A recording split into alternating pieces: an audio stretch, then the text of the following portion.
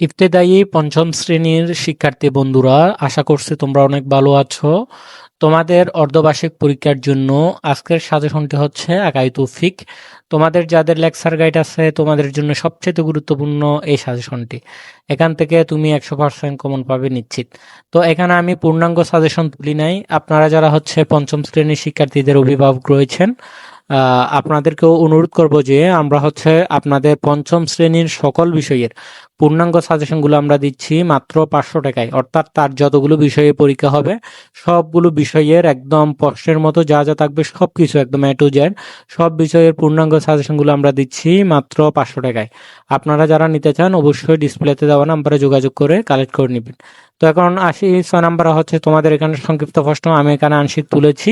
তোমরা সম্পূর্ণ প্রশ্নটি সহ সকল বিষয়ের সাজেশন গ্রুপ অ্যাড হলে 500 টাকা দিয়ে সেক্ষেত্রে তোমরা সবকিছু পেয়ে যাবে। তো এখানে 6 নাম্বার হচ্ছে সংক্ষেপে উত্তর দাও, সংক্ষিপ্ত প্রশ্ন। এখানে হচ্ছে 4টি আছে, 4টি থেকে যে কোনো 2টির উত্তর তোমাকে দিতে হবে। ফিকহ শাস্ত্রের মূল ভিত্তি কি, ফরজে আইনের পরিচয় দাও, তারপর হচ্ছে মুস্তাহাব কাকে বলে, উজুবিহীন অবস্থা কি কি কাজ করা নিষেধ, এগুলো। তারপর 7 নম্বরে হচ্ছে তোমার 2টি প্রশ্ন থাকবে। 2টি প্রশ্নের উত্তর দিতে হবে, 4টি প্রশ্ন থাকবে, 4টি থেকে যে কোনো 2টি। তো ফিকহ শাস্ত্র বলতে কি বুঝো, এই শাস্ত্র শিক্ষার গুরুত্ব বর্ণনা করো। ফরজ ও ওয়াজিব কাকে বলে আলোচনা করো। উজুর সুন্নাত কয়টি ও কি কি।